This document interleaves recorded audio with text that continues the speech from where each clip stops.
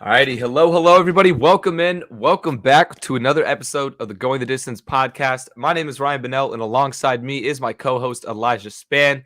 Back after a short little hiatus. I had a schedule conflict. Apologies for that. But going forward, have to announce we will be having a new live schedule as we are currently live on Twitch, YouTube, Twitter. We're going to be live now instead of Tuesday, Thursday. We're going Monday, Thursday. Last semester of college for me, I have a night class smack dab in the middle of when we normally go on Tuesdays. So we're changing it up, but we're here for Thursday, Before we get into the actual episode itself, be sure to check us out on social media over at GTD_sports, other than TikTok, where we are at GTDsports.com. Just made a return to TikTok after a hiatus on there as well, but we're back to posting some videos. You can follow our personal accounts over at Ryan Bennell 8, and Elijah is at Elijah Span 19. And be sure to go over on our website, gtdsports.com, to check out our network of podcasts. You can check out all of our other shows. But for now, you're with us today. We got esports to F2, a crazy story we're going to talk about in a little bit. We're also going to talk about the national championship game, which took place on Monday, give our reactions to that. We got NFL playoffs starting on Saturday. We're going to preview all of that, give our predictions, everything there. And then, of course, as we always do on Thursday, round it out with some bets on tail or fade. So before we do all that, let's do a highlight or low light. Elijah, what do you got? So instead of giving a highlight, I wanted to talk about the Washington football team name. And it's kind of got me pumped up because I just love that kind of stuff, is like team name stuff and logo redesigns and uniform changes. Yeah, because it's new. It doesn't happen often. So I wanted to ask you, if you got to name your own NFL team, what would you name it? Oh, dude, you can't do that to me on the spot. So I had to. On the spot? Oh, man. If I had to name... So let's say honestly, Fort Worth. You say Fort Worth, probably, right? Would you say you put your NFL team in Fort Worth? You know what I used to always name my, when I was a kid, create a team on Madden and NBA and all that? I would always name it the Fort Worth Wild Frogs, because it combined the Wildcats, which was my high school, and then the Horned Frogs, which was TCU, right. Which I would not go with Wild Frogs, realistically. No. I would probably say... I don't know, dude. What is yours? Let me hear yours first. Because I was thinking about it. I was like, well, if Ryan did, because I was thinking about asking this question. I was like, well, Ryan could do Fort Worth because he's in Fort Worth. I guess I would have to do Austin, because I was like, oh, I'll do Fort Worth. But I was like, no, I don't live there anymore. That would suck. So I'd have to be in Austin. And the only thing I would think of is I want to do something like the Texas Revolutions, like the Austin Cannons for the come and take it flag. Yeah. And the thing that spurred off the Texas Revolution, the first battle. A little history lesson there for you. Yeah, if you don't know Texas history. Yeah. Because we literally have to, living here. Yep. It's an entire grade dedicated to it. I'd say just also because I used to have my old gamer tag when I was a kid always had Scorpion in it. So I'd say maybe the Fort Worth Scorpions. That's kind of something out there that nobody's done before, and it would make sense for Fort Worth, because it's always called where the West begins. So I don't know. I'm trying to think of something more unique. Right? Desperados would be a generic Fort Worth name, or Austin. I would say the Austin Hippies, because Austin Hippies. That'd be pretty funny. Yeah. Dude, Fort Worth. I'm trying to think of something cool that could relate to Greek mythology, You could do Cats. Fort Worth Cats. Shout out to the minor league baseball team, Fort Worth Cats. That'd be lame. Because we're Panther City. Fort Worth's Panther City. Oh, I know. Yeah, the Panther City lacrosse team. Have you seen that? Cows for Cowtown. Well, have you seen the new? Yeah, that would be interesting. South Park, how they're the cows. Yeah. Have you seen the new lacrosse team at Fort Worth? Panther City LAX. That's kind of sick. Yeah, that's literally just their name is Panther City. Yeah. They're brand new. I don't know. I can't really think. I think if I had a name though, long term wise, I would really want to incorporate something with Greek mythology. I feel like that would be cool with a sports team. Some sort of, I don't know how to make it plural though. Titans already have that though. That's true, I guess. Titans would kind of be considered that. I don't know. I'm going with Scorpions. Fuck it. That's my on the fly answer if I had to go with one right now. All right then. I'm sure I could think of something better. But alrighty, what else you got though? What's your low light? My low light is Saturday night. I had a dream, an actual dream, that Bama won the national championship. Like, I vividly remember, like 2 hours after I woke up, I was like, wait, I had a dream. Nick Saban gave his post-game speech. They won their national championship, and Bama won big. And I was like, I have to put down fat money on Bama money line, which I did. And of course, they did not hit. So not only does it suck because like I thought about putting money down on Georgia, and I was like, no, like how much would that suck if I literally had a dream that Bama won, and I put money on Georgia and then Bama won. Yeah, you have to. You kind of have to listen. I had it. to. I can't knock you for that. Yeah. And so, but I lost some money, and I'm not chosen by God like I thought I was for a second there. So no, I see like on BR betting and stuff, people will like it'll post like their screenshots of like, oh, I had a dream this happened, and then it happens, and it's like that's the dream, you know? Yeah. Like, why can't that be me, bro? Like, where are my dreams? No, and you know what's crazy too is that so I listen to Pardon My Take a lot, and the PMT or PFT was talking about how he had a dream that Bama won the national championship also. And so I didn't get to say it. So I felt like kind of a poser because I didn't get to say it on air before that guy did. And also kind of weird that he had a dream that Bama won the national championship and Bama won big. And I also did too. I feel like I should reach out to him on Twitter, but he probably would be like, hey, we're spiritually connected right now. Like, but I dead ass had a dream, and I had the receipts to prove it, that before Monday's episode of Pardon My Take came out, I had a dream that Bama won it all. But I'm sure there was a few people that probably dreamt about it, but wait, what do you mean like receipts, like text about it? Yeah, because I texted you, I texted another buddy. Like, yeah, I do remember. Bama money line, book it, and then yeah. Is what it is. I mean, we'll talk about the national championship in a little bit. We'll get into that. I'm gonna actually go ahead and start with my low light rather than my highlight, because my highlight kind of bleeds into what we're gonna talk about next. So my low light is semester starting up again. It's nice, you know, to be back in person, kind of nostalgic, soaking in my last semester at undergrad. But my low light is that I have a fucking 8 a.m. as a senior.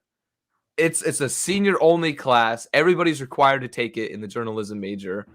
And they chose 8 a.m. Like, why? They could have chose it's the heads of the department teaching it. They could have chose any time they wanted. And it's a struggle. I was like 2 minutes late today. Super awkward. I walked in, and then he like stops lecturing, goes over to his attendance. He goes, okay, Ryan is here. And I'm like, damn, bro, you really gotta fucking Which professor is it? Uche. Oh. It's Uche and Tisdale together. Oh, I love Tisdale. I love Tisdale too, but he just sits in the back and like takes notes, and I'm like, "Are you writing about us, dude, or Uche?" I don't know what's going on, but yeah, I have to lecture that class next week, so that's fun. Yeah, I'm literally gonna be the one teaching. I never took an 8 a.m. my entire college career, so dude, I only did my freshman first semester ever, because my logic was like, oh, I like to get up early, get everything done, and then I have the rest of my day to do whatever. And I did. Like, freshman year was perfect, but I had like 9 a.m.s on Monday, Wednesday, Friday, 8 a.m. on Tuesday, Thursday. But then after that, never again, bro. Like, it was, I don't know what I was thinking back then. I could not see myself doing that now. Especially, you know, like if you want to go out and stuff, then that kind of waking up at 9 is a lot different than waking up at 11 for a class. Yeah, stuff. But anyway, my highlight though, which goes into what we're about to talk about. So I kind of from time to time go on, I don't know what's the word, video game binges, I guess. Like I kind of just get super addicted to a game, play it for a few months, and then go on a break, and then maybe pick it back up. And right now that game is Formula 1 2021, the F1 video game. I've been on a grind. I started a solo career. I've been taking Haas, the American team, up from the gutter, and it's so addicting to play it. It's really fucking hard. I'm at the point though where I kind of want to buy one of those racing wheel setups, you know, with like the pedals, and you hook it up to the desk and everything. No, because I played that game because it's on Game Pass for Xbox. No way. F1 2021? Yeah. It's on Game Pass? Yeah. I have Game Pass. You do? I could have got it Xbox? Yeah. Oh. No, because it's $1. I'll check after this, but that would be really sad if that's the case. It was a Christmas present, so almost 100% positive. Oh, that'd be brutal. Yeah, it's just 2022 is not on there. Well, 2022 hasn't come out yet. No, 2021 is on that Game Pass. Wait, I might have 2022. I don't know what I'm. You might be bugging. I might be bugging. I'm gonna check just for. I'm pretty sure 22's out. No, it's 2021 is what I have. Okay. I don't know. Whatever. Anyway. Yeah. I played a version. Maybe the 2020 is on Game Pass. I don't fucking know. It's one. Either way, they're all the same to me. I don't follow that series. But you should definitely buy the fucking. Dude, I know. I feel like that would be so much more fun. Because when I played it, like on the controller, it just wasn't very satisfying. So. Yeah, I mean, it's still fun because like it's really a challenge. Like you have to truly be focusing kind of the entire time, or else you're gonna slip up and like it screws up everything. But it would be way easier using a wheel where there's just, constant 360 degree, whereas, a controller, you have to cross like the center point of axis or whatever it's called. Well, and that game looks so fun too on Drive to Survive when like the drivers or like one of the team owners plays it and they're on that big fucking car seat chair and they have like the pedals and the brakes. Like that looks sick. That is how that game is meant to be played. Yeah, if I could afford it, I would definitely buy like one of the all the way simulators, where I could just strap in the chair and like have like feel the vibrations even and shit. Oh, that would be fun. Which, speaking of, that leads into our first topic of the day, which is crazy story. I know we don't always talk about Formula One or racing quite often, but this just goes beyond all sports. It's crazy. I mean, I can't really believe it's happening, but now that I looked into it more, it makes a little bit more sense because it's not just truly a gamer. But anyway, for context, an esports Formula One driver, so straight up somebody that plays the video game competitively, signed a contract in Formula 2. And if you don't know what Formula 2 is, it's basically like the minor leagues for Formula 1. You do really good in Formula 2, you could potentially make it to Formula 1. And it's a Turkish driver. His name is, I hope I'm saying this right, Sim Balukbasi, and he's going to race for Charuz Racing starting in 2022. He's 23 years old, and he's the first gamer to ever do anything like this. It's honestly hard to believe, but it makes more sense, though, because he raced in Formula 3 in 2021, which Formula 3, again, is one step below Formula 2. And he scored points in 13 out of the 15 races. So he has some experience behind a car. So it's not as crazy as I first thought it was. But still, this is nuts. Yeah, no, when you texted me that, you're like, oh, this is crazy. And I was like, so you're saying this guy went from an esports player to an actual Formula driver? Yeah, like professional athlete. Yeah, and I was like, oh, cool. And I was like, so what you're saying? And I said, so what you're telling me is that I can become the next head coach of the Dallas Cowboys because I've won us at least 50 Super Bowls in Madden. I mean, that's exactly what that means. That's what I'm taking that as, that story. I honestly think if there was ever going to be any other job that it would be possible, because you think about, an NBA 2K player going to play basketball, that's not going to happen. A Madden player strapping on the pads, that's not going to happen. But maybe think about like NCAA, the video game, the college football. What if a low-tier school took a chance on this guy with just extensive history playing the game? He knows playbooks like the back of his hand. He knows formations like everything. He would know all the semantics of running an offense. What if they hire him as like an offensive coordinator? I feel like that's the only other one where I could see potentially there's a chance. Did you see I think there was a guy on TikTok that did that. He applied. Yeah, he applied to a bunch of places. Yeah. That was the University of Minnesota. Yeah, that was a good idea. An extensive list of his accomplishments in NCAA 14, which is hilarious. Yeah, I feel like, I don't know. That would be fun to see. If I was a university or like the president of the university, our team was like 1-11, not going anywhere, I would just say, fuck it. Let's try it. Why not? Yeah, like UConn or Yeah. UMass. UMass has been terrible our entire lives. I don't think I've ever seen them win more than one game a season. They're a joke. Yeah. What do I they don't even have to know why lose? people go there to play football still. That's honestly a good question. But so this kid though, he's being so if you know anything about Formula One, you know that it's a money sport. Half of the time people literally get seats driving an F1 because daddy's money, you know, like Lance Stroll, for example. Lance Stroll. Yeah, exactly. His dad owns the team. He got in there, which Lance is actually kind of decent, you know, considering he's actually decent. But so this kid his move is being backed by the Turkish Motorsports Federation, or TOSFED is the acronym, and a few other large Turkish companies. So the money is definitely kind of coming in to support him for this. So it might be a little bit of a money thing, not so much he just truly earned it, because I think he won the 2020 esports championship. Don't really know how that works. I don't follow that exactly. But my question, though, even though we've kind of touched on it a little bit now, is do you think this will not only start a trend? I think that's a little far-fetched to say, but do you think this will become a possibility in the future for other teams, organizations to take risks like this? You know, it could open a door. It could. I think that it's interesting. Yeah. It's yeah, I'll just leave it at that. It could open a door. I'm not going to comment because, I mean, he does have experience driving real cars, but I mean, video games are getting, especially simulation games like the F1 game, getting more and more realistic. So why not take a chance with a guy that's kick-ass at a simulation? And also, I mean, because like, fuck it. They use simulations for the moon landing. You know what I mean? Yeah. So like, why not take a chance on a guy that drives a car in a video game? Yeah. I mean, it's got to be really different, but at the same time, like, I feel like you could get a feel for it pretty quick if you have all that experience.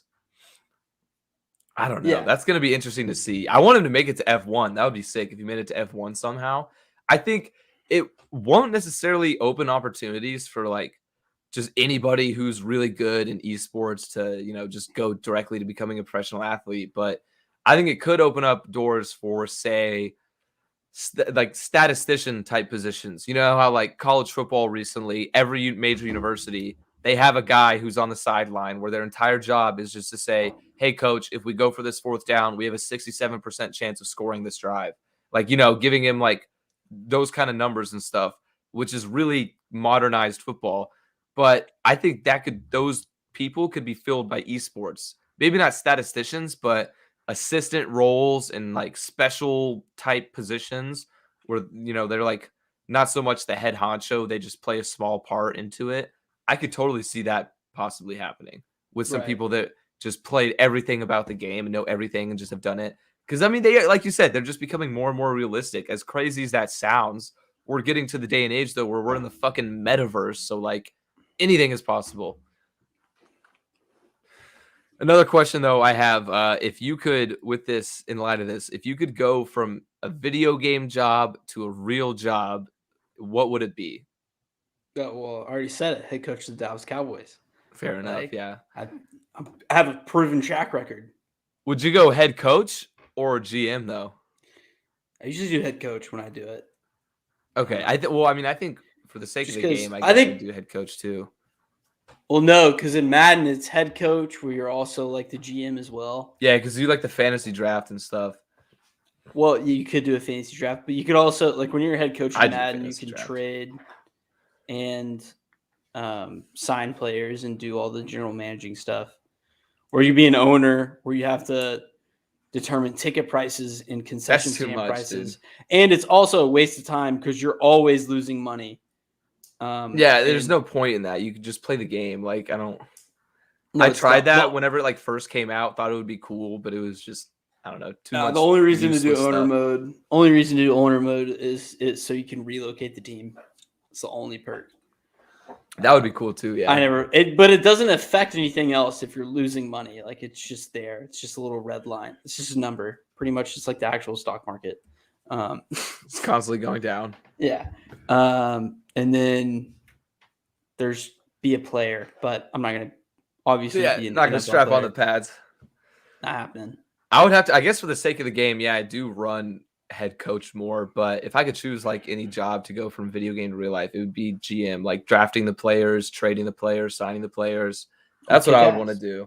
Yeah, like before I even came to college, I was like, man, if I could do any job in the world, I'd be a general manager of an NFL team.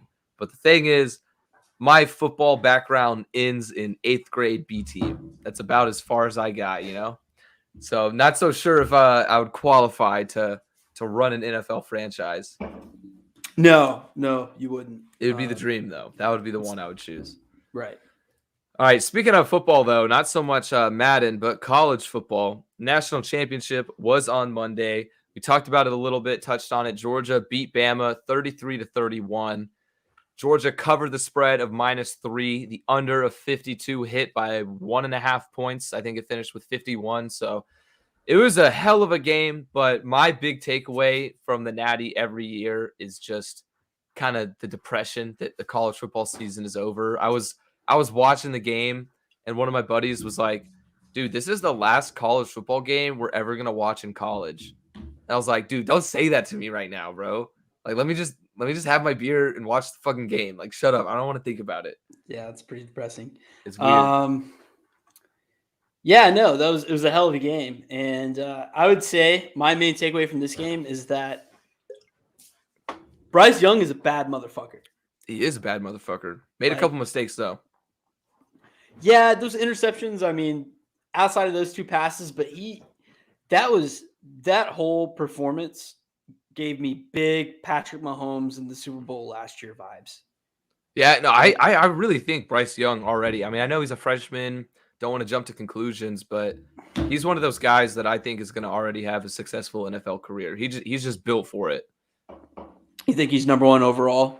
I think when he goes in the draft, he won't go this year, but he might go after he's his not sophomore year.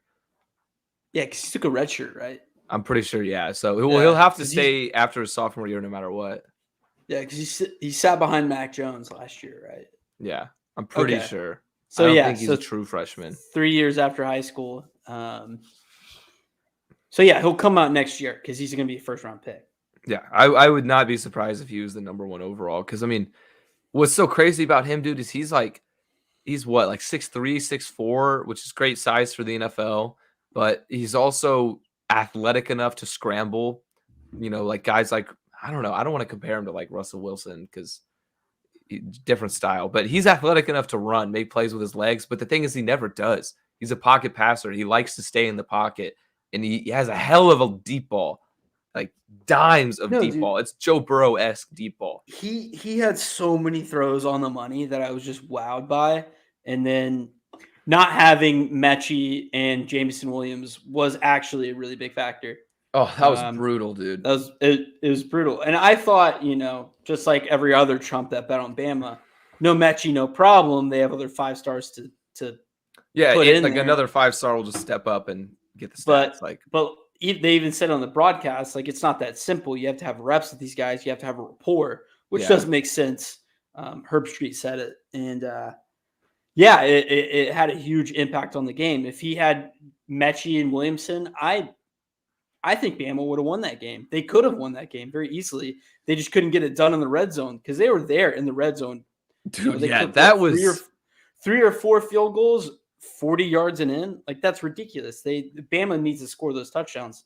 But if they didn't do that and they had those guys, they would have won that game. They would have scored those touchdowns easily, in my opinion. It's hard to say, like, just, you know, like one player. I guess both Mechie and Williamson would have had like a bigger impact, but it's hard to say him going down early in the game. Just that one player would have completely changed it. But he could. I mean, he is that kind of impact player. But the culmination of him and Mechie together. Yeah, I could see that more. I think, though, it was sad because I had a first touchdown scorer bet on Jameson at like plus 700 odds. And whenever they threw that deep ball, I was like, yes, go. And then I saw it. I just saw it. I knew it was an ACL or MCL immediately. Because there was no contact. He just like went down. And I was like, oh, I was heartbroken. Not only for my bet, but for him. Like, he was going to the draft. You know, he's one of the top. Yeah, he's one of the top 5 receivers without a doubt, probably. he's going to get taken pretty early. But as you mentioned, though, with how Alabama struggled to finish their drives, that had to have been. I mean, we've already talked about how this Georgia defense might be one of the best all time in college football history. That was one of the best defensive performances I've ever seen, especially at that stage. I mean, they held Bama to fucking 4 field goals. Like, that was nuts. That was nuts. Yeah. There's No, like I nothing they agree. could do about it. Even with Bryce Young. I mean, Bryce Young played a good game. Like, you can't argue. Even though he had those 2 picks, he played a great game. He was amazing. Yeah. Straight up. Like, even like in a lot of those too, he was throwing the ball with hands in his face, like halfway sacked, putting it almost on the money, and the guy just couldn't make the tough catch, the contested catch. And like that loss was not on Bama at all, or not on Bryce Young. I mean, it's just that the playmakers couldn't get it done. And then one guy that stepped defense. up too was I forget his name, Slade Bolden, I think it is. Like the only white receiver on Bama, number 18. Oh yeah. Yeah, he started getting a lot of receptions, a lot of catches. I mean, he's been making plays for them, but he's always been like their number 3 or number 4 guy. But he turned into the number 1, and I mean, he played pretty well compared to the rest. But yeah, there were a few drops from the others. But anyway, though, it's with the season being over now, the only thing to do is really speculate about next year, which is just sad to think that it's like 8 months away. I always hate that. College football is just, it's like my favorite growing up. So with that being said, though, what is your way too early playoff prediction for next year? Who do you have in your top 4? So I got Ohio State, Penn State, Bama, Okay. and one more. Who else did I have? Sorry, I gotta pull this up. This is a big one. 'Cause I assume it's your wild card. USC. No, dude, you're joking. USC in the playoffs? Yep. They're in the Pac-12. Dude, it would be a hot take to say they're going to make a fucking bowl game. What do you mean in the playoffs? They have Lincoln Riley. Okay, you think he's going to turn it around that fast? No. I mean, Jim Harbaugh almost took Michigan to the playoffs his first year after Brady Hoke. I mean, that's true, I guess. That's true, but then they choked. Dude, look, with the transfer portal, what it is nowadays, and I'm pretty sure USC's gotten a dick ton of transfers. They have, you can turn it around pretty quick. And it's not like USC has been barren of talent. No, you know they get the recruit. They're like the Texas of California. Exactly. So with Lincoln Riley there, they could turn around real quick. Look, it's a shot in the dark. It's the way too early, like you said. I'm throwing it out there, putting the little nugget in. They could dominate the Pac-12 really easily. It's not like Oregon's really good. Utah's pretty damn good, but look, they only got to face them once. Why not? USC. USC. I'm putting them in there. You know, I respect the fact that it's a wild card because, like, you know, why not? It's the way too early predictions, but fuck it. I'm just such a USC hater. I am so biased against them. I think they're overrated every single year. I am curious to see, though. I don't think Lincoln Riley will be able to turn it around in year 1, but I am kind of nervous that within 3 years, USC, you know, might be the powerhouse that they once were. And I just don't want to see that. Over under 9.5 wins. Is that their line this year? No, I'm just throwing it out there. Okay. I was about to say that's actually kind of nuts. I'm gonna go under. I think I legitimately see USC going 8-4 next year. Maybe 9-3. Maybe. I hit the over. I think they can make I think they could at least make a New Year's 6. New Year's 6, really? I do.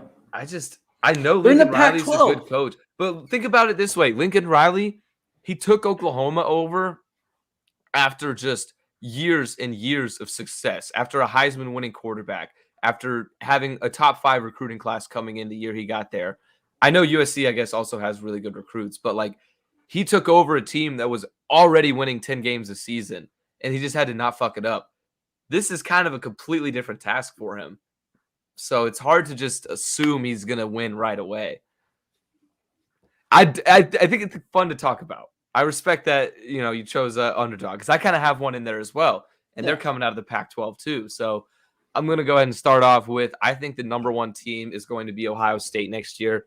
I think they're going to carry in a lot of momentum with CJ Stroud. They're going to lose a couple guys like Olave in receiver, but very easily replaceable at a program like Ohio State. Just somebody else is going to step in, another 5-star recruit. Second, I got Alabama, of course.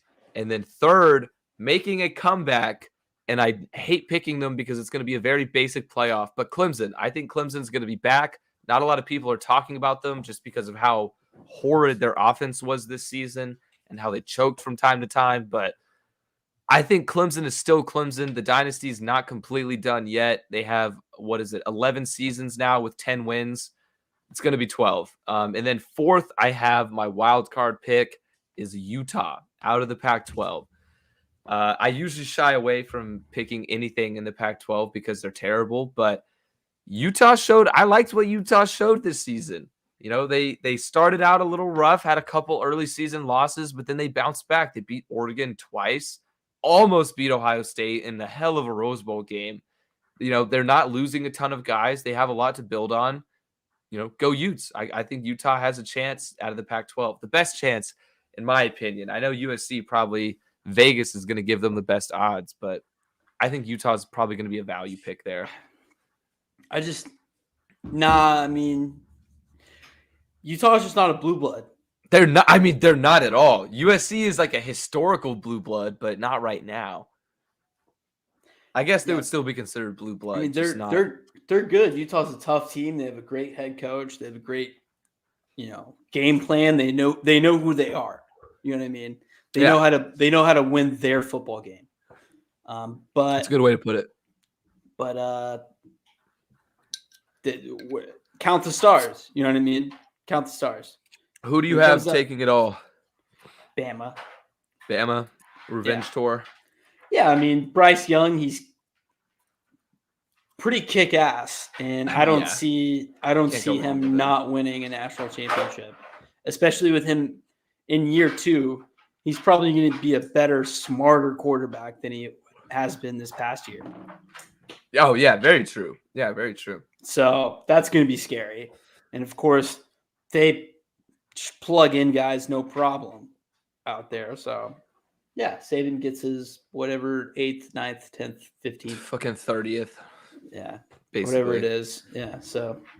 I'm going to go the opposite. I think it is going to be Bama's going to make the national championship game again, but I'm going to go with Ohio State to win it all, even though I hate betting on the Buckeyes. I hate betting on Saban, too. I hate betting against Saban because usually it doesn't go well. It did this Monday, but next year I'm just going to go out on a limb and say CJ Stroud just goes off. Ohio State fills their gap at receiver. Their defense is going to be solid. Well, solid-ish. Their defense is always weird. Like, they always have, like, the athletes, the independent athletes. Like, they'll have, a top 5 cornerback or a top 5 linebacker, or especially their defensive line. Usually their defensive line is pretty good. But then they still give up, like, 30, 40 points a game sometimes just because they're in shootouts and their defense is on the field for, like, 70% of the game. Yeah, they're gassed. Yeah. But, yeah, I got Ohio State winning it all, just on a limb. I can respect that. CJ Stroud's good. He's going to be really good in year 2 as well. Just like I said about Bryce Young, but I don't know. Do you know what Bama's odds are to win it all? Dude, probably like, is it plus or minus? I'd probably it's minus plus. Like, okay, it's plus 200. It's plus 150. No shot, dude. That's literally not even worth it. No, it's not at all. That's not worth but it. At the That's same time, fun. You know what though? At the same time, might actually hit. Yeah, might actually hit. Because whenever we get to like the SEC championship and they beat Georgia next year, then their odds are going to go to like minus 400 to win it all. Right. Well, and too, I was looking at like right before the national championship hit, they were talking about all of Bama's CFP national championships, and it's like pretty much every other year that it hits. And so they won last year, didn't win this year. They're going to win. Odds are they're winning next year. I would not be surprised in the slightest if they won next year. I remember like before the season started in our podcast, I picked Bama to win it all. Thought they might have, but then I guess I changed my mind whenever, it actually came time to it. So I don't know what's going to happen. It should be a fun year with all the transfer portal madness and everything going on. But another crazy stat I saw too about Bama was in the playoff era, or maybe a little bit before the playoff era. I think it's like since 2011, Bama is averaging 12 and a half wins per game. There's only 12 regular season games, and they're averaging 12 and a half wins per season.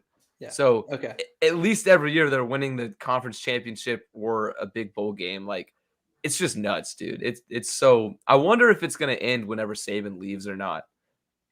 I'm really curious about that. Because he is like the most storied coach, of college. What were you going to say, though? Oh, I want to know who gets the keys to the car. You know what I mean? Like, very true. That's probably the biggest shoes to fill. Like, if I was a head coach, even if I was, how the recent trend has leave a big program for a bigger program. If I was a coach at a big school, no shot I'm going to Bama. No shot I want all that pressure, dude. Are you kidding no me? shot. You lose 2 games a season, they want your head on a spike. Like, no, I'm not doing that. Dude, just thinking about that might have to be the most stressful position ever. Yeah, they're gonna hire fucking Bill Belichick or somebody. No, really, because think about it. Like, all of the major programs have their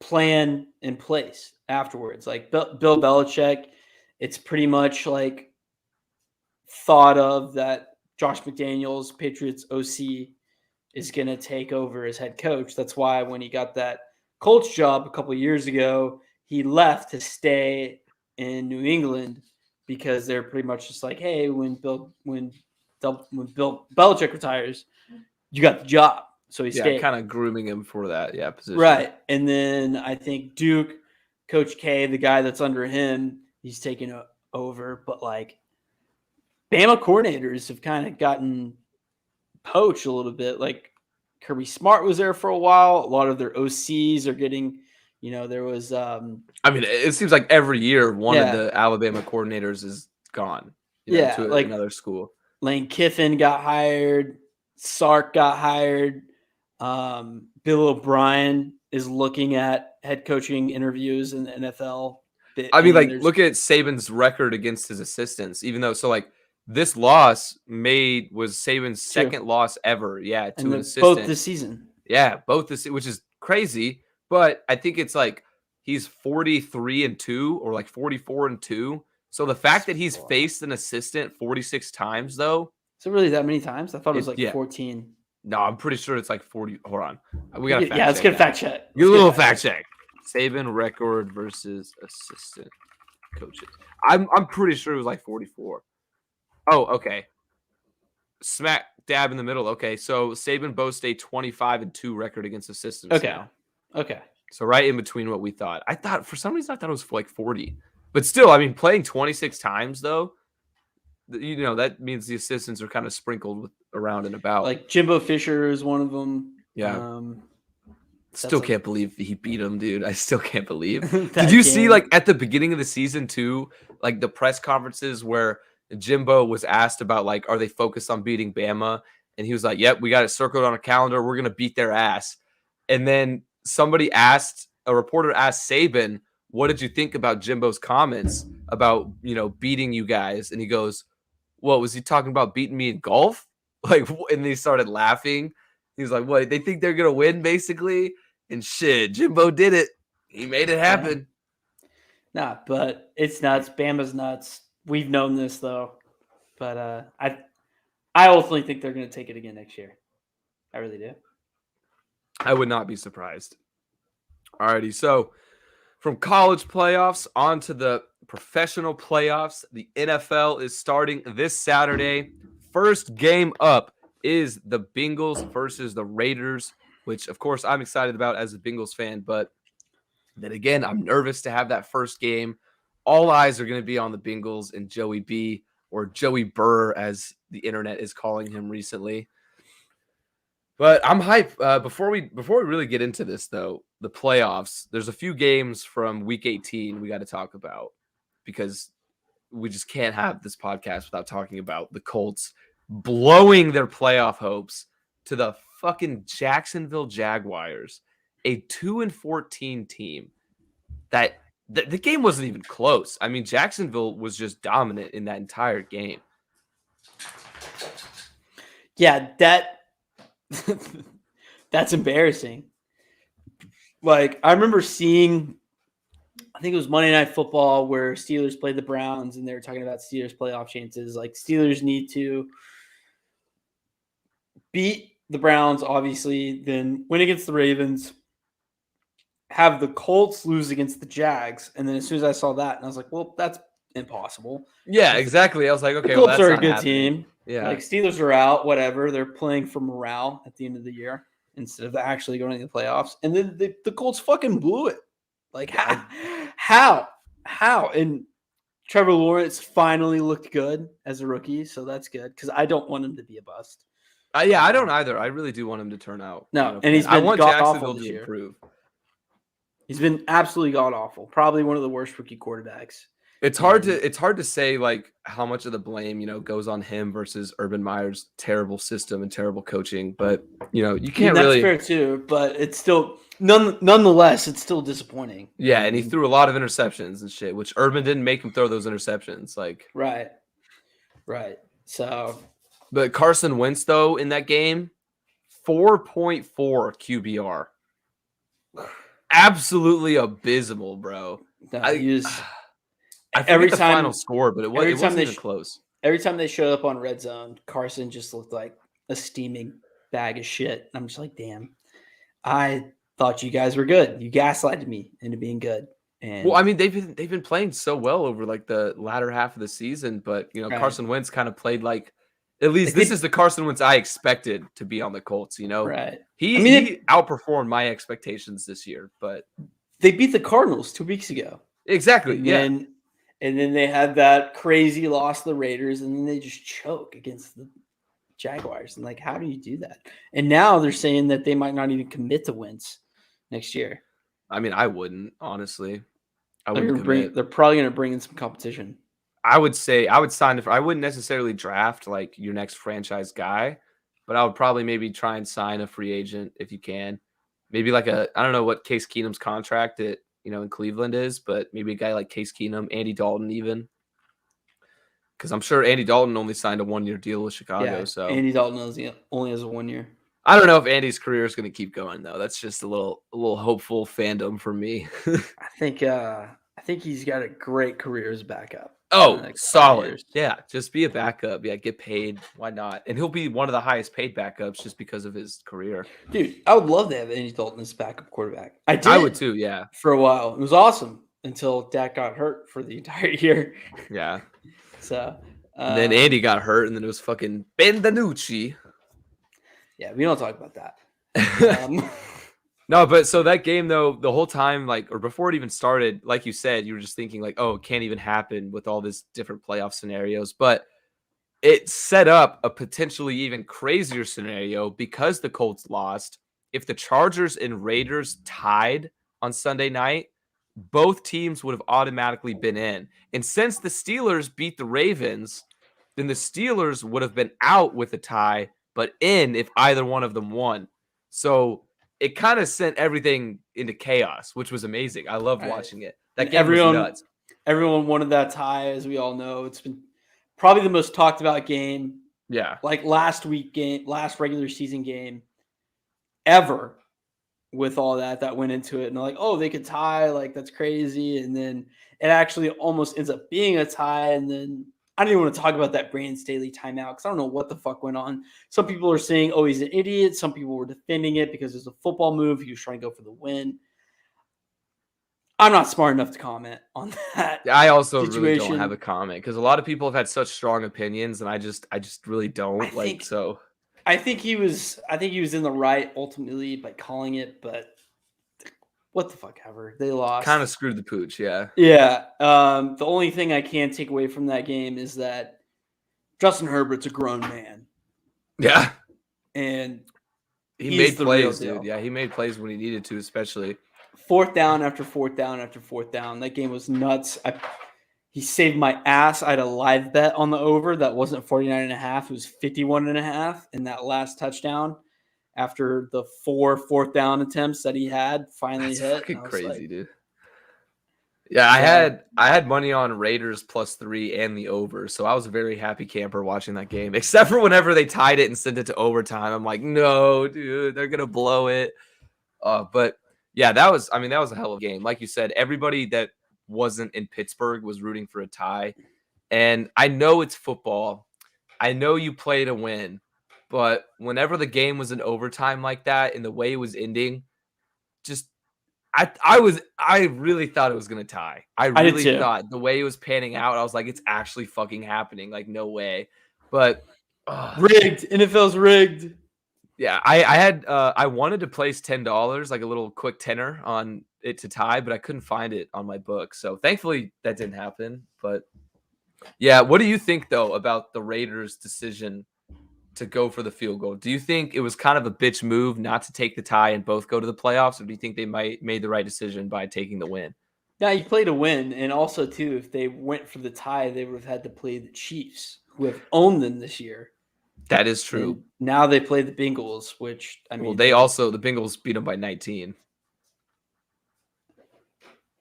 yeah, it's not good either way, but like, But it's definitely, you're right. It's better like, than the honestly, Chiefs. Yeah. if you're the Raiders, who would you rather play, Chiefs Yeah. or the Bengals? 100% Bengals. Bengals. That's easy. Like, they've gotten blown out by, I think, 30 points both times they played the Chiefs. Yeah, it's been brutal. Yeah. I think, though, that before the game started, my logic was kind of, so you have two options, right? You either kneel the ball every play, which of course the NFL would not have let that happen, but Absolutely not. yeah, you kneel the ball every play. You have 100% chance of making the playoffs and a 0% chance of injury. Or you play the game and you have a 50% chance of playoffs and God knows what chance of injury. It just seems like the smart decision is to kneel the ball. You make the playoffs no matter what. You just can't do that, though. Like, I at know, the end of the you day, can't. NFL is a multi-billion-dollar business. It's in the entertainment industry. Yeah, they weren't They gonna would let that happen. absolutely ruin their credibility to have something like I that wonder if happen. there was any like conversations behind closed doors, where like Goodell was maybe like talking to the coaches, like, all right, like you gotta go guys for know, it. yeah, like you guys know what like you can do, but not happening. Like, you know what I mean? I feel like there might have been, and they just didn't let it out. There definitely might have been something like in the locker room. They were like, "Hey, haha! Like, what if we talk to the Yeah. Raiders and we all just like, haha, like kneel down, like whatever? Wouldn't that be funny?" It's so fucking funny. Yeah. I mean, shit, Mike Vrabel didn't get much for going for the tie against the Jets. Well, he was a pussy for that. That was week 4. So that was the biggest pussy move of the season to this day. All right, though. So with the playoffs in line now, like we said, they're all set up. All the matchups are set. Raiders Bengals is the first one. What is do you want to go through the playoff game by game or just make championship predictions? let's just make some championship predictions. All right. So who do you got in the AFC and NFC championship game? So AFC, I'm pretty sure this is a possibility, is Bills Bengals, correct? That's So yes. If the Bills win and the Bengals win, then the Bengals will play the Titans, the Bills will play the Chiefs. So yes, that is a possibility. So Bills Bengals in the AFC, and then I got Cowboys Packers in the NFC. Cowboys Packers. Okay, rolling with the Cowboys, I see.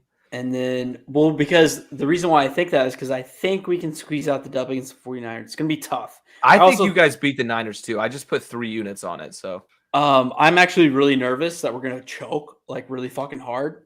And I also think that the Cowboys have the toughest road to the Super Bowl than any other team because we have to play the 49ers, which is probably the last team that you want to see as a wild card. Then the Bucks. And then we have to play the Bucks, and then we have to play the Packers.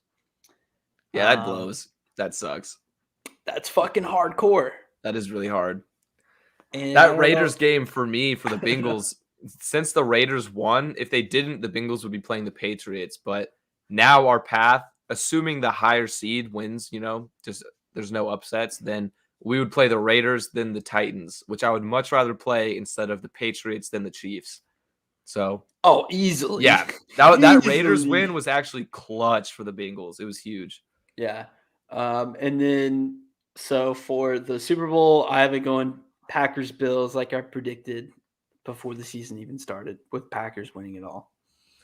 All right, Packers winning it all. I can respect that because I have the exact same pick. So for me in the AFC, I'm also going a little bit biased. I got to roll with my Bengals. I just think, like I said, we got the luck of the draw with these matchups. I think we can beat the Raiders. It'll be a close game. I do think it'll be close. The spread is like 5.5. I think we win by 3 or 4 points. It's not going to be a blowout like it was the first game. But so I have the Bengals versus the Patriots in the AFC Championship. And then I also have the Packers versus the Buccaneers. And in the NFC, I think personally that the Bucs are going to get the dub over the Cowboys. I really have it going the NFC. I don't think there's going to be any upsets. I think it'll be 1, 2, 3, 4 seed that moves on. I think the Rams will beat the Cardinals. That's the only one I'm really 50-50 on. But so I got Packers and Bucs in that matchup. And then for the Super Bowl, I'm going Patriots versus Packers, which is kind of wild looking at it because literally, whoever wins that first game might go to the Super Bowl versus the Bills and Patriots based off of our prediction. Like you have the Bills, I have the Pats. So I got Patriots and Packers, and the Packers are going to take it all. I think it's just, you can't really deny they look like the best team. They really look solid. I can't believe you're fading the Bills too. I know. You're the Bills fanboy in this podcast. I know. I picked the Bills at the beginning of the season, but Yeah. I went with the Pats. I don't know. It's hard to bet against Bill Belichick. I wouldn't be shocked if they beat the Bills, but them going all the way to me is just, as much as Bill Belichick is the man, like he's got a rookie quarterback. You're right. And that's so my logic though is I think they beat the Bills, but I guess then they would have to play the Chiefs. Or no, they wouldn't play the Chiefs. They would play the Titans, and I think they could beat the Titans. Yeah, Titans are. And then my thing is I'm just, in an AFC championship, Bengals versus Pats, I would love to pick the Bengals, but it's hard, like it's hard to take that. Did you see that Julian Edelman put $100,000 bet on a Patriots Bucs Super Bowl? Yeah, that video, he was like calling his mom. He was like, "Hey mom," like, and there was like the caption was like she's gonna be pissed or something. It's like, dude, what the fuck does your mom care? You made like $10 million a year, bro. 100,000 is like $10 to your family, probably. Like, I'm sure you're all right, like honestly, she's not gonna freak out that hard. But no, that is pretty funny. I would love to see it though, a Patriots Bucs Super Bowl. I would love that. That would be great. I mean, just for the narratives, all the story, everything. right. Not baby goat versus goat because that was Mahomes, but like old legacy versus new legacy and everything. So yeah, I guess we both got the Packers to win it all. With that being said, let's go ahead. Not our regular season bets. We're already done with those, but we put together a little Taylor fade. We have just enough picks between the two of us to cover this with all these games this weekend. So that being said, Taylor fade, I'll go ahead and start with my 5 best bets for playoff weekend. Starting out, I'm going to go with the Patriots +4 at the Bills. I think even if the Bills win this game, the Patriots are going to keep it really close within 3 or 4 points. Yeah, I'm going to tail this just because I like the points. 4 is enough. You got Bills winning, but Patriots covering. Yeah. Yeah, I could definitely see that happening too. I really do think whoever wins that game is going to go to the Super Bowl. I could see that. Either one of them. All right, next up, I got the Tampa Bay Buccaneers -8.5 at home versus the Eagles. I just think they're going to blow them out, honestly, by at least 2 touchdowns. I'm going to tail as well. I think the Eagles are frauds. They haven't had They haven't had a win against an opponent with a winning record all season. Wait, really? All season? All season. Shit, dude. That's I mean, I know Eagles covered the spread off a last-minute touchdown last time they played on Thursday Night Football, which was -6 or -6.5 or something. I don't know. They covered the spread. Yeah, like half a point, yeah. Yeah, but Bucks -8.5. I'm going to roll with it. Yeah. Next up, I'm going, and you said you were a little nervous on this one, but I'm going Cowboys -3 versus the Niners. I have 3 units on it, so I'm pretty confident on this one. This is my favorite bet of the day, of the weekend, I mean. You know I have to tail that. Yeah, you have to tail. You can't fade the Cowboys, bro. Come on. All right, next up, I'm going Bengals versus Raiders. I'm staying away from the spread, but I'm going with the over-under, and I'm taking the over of 48.5. I think this is going to be a high-scoring game. Both offenses are very capable of putting up points.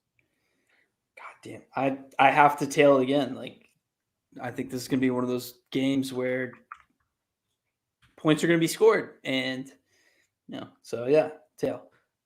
And then to round my picks out, I went with a prop bet and same game, Bengals Raiders. I'm going with Jamar Chase, anytime touchdown scorer at plus 100 odds, which I love the odds for this. I thought it would be a little bit steeper. Yeah. But Joey B and Jamar Chase, their connection's been cooking all year. It's gonna be there in the playoffs. Yeah, I mean, if this game's going to go over like I think it is, then Jamar Chase is going to have at least one touchdown. So yeah, I'm going to tail that too. So wow, I think that might be the first time in a while that it's all tail. Might be the first time ever. Yeah, wow. But it makes me confident. I agree with the picks. So first up, I got Steelers plus 12.5. Ben Roethlisberger doesn't think the Steelers have a chance. He's gaslighting the entire nation about his feelings about this game. I think the Steelers are going to win there. You have to remember this is a playoff game. 12.5 points is a lot of points. Steelers are going to put everything out there. More than likely, it is going to be this last game. More than likely, they are going to lose. But 12.5 points? Shit. That's a lot of points for an NFL game. Big Ben can cover that. Yeah, I'm tailing that as well. For some reason, I kind of have a vision for this game that the Steelers are going to open up with a really good defensive effort, and they're going to somehow win the first half like 10-7. And then they're going to come out in the second half, and the Chiefs are going to, be the Chiefs, and they'll lose by like 7 or 8. Who knows? But I might also put a play on that, the double result, Steelers Chiefs. But I really do like 12.5 points. That's a lot of freaking points. So I'm going to tell that one. Next up, I got Raiders plus 5.5 at the Bengals. Now, I'm going to say I wholeheartedly believe that the Bengals are going to win this game. But the Raiders are feisty, man. The Raiders are feisty. I know. They've been a tough out even when they lost, and they've been putting up good games, and they've had a lot of walk-off wins this year. I don't think there's a scenario where they get blown out or they just lose by more than 5.5.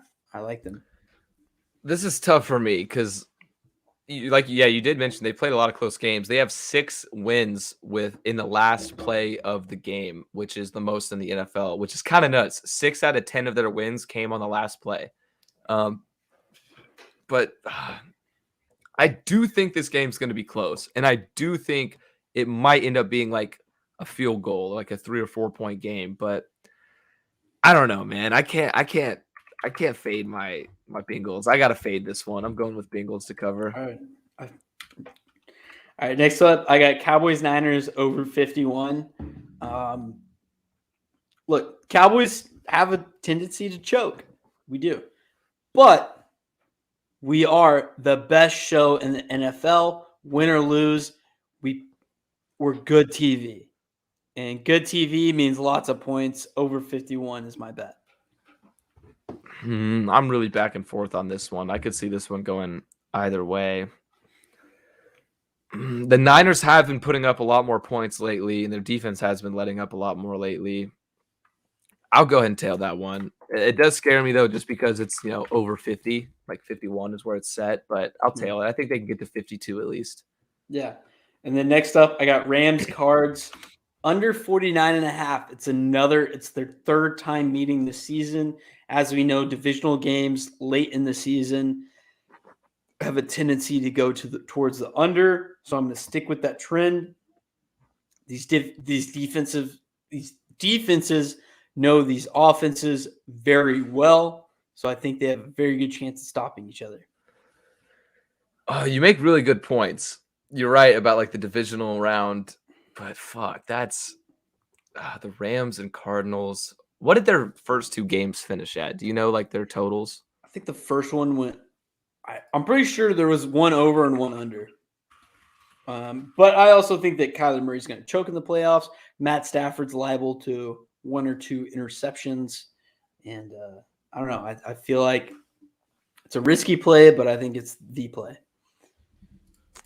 You might be making the sharp play, and I might be betting like a square here, but I'm going to fade just because of, they did their last 2 games. It was 30 to 23 and 37 to 20. So I don't know. I love that bet even more now. I know. I like it even more now. I like it even more. I know the logic is sound, but I'm still fading. Fuck it. All right. That's fine.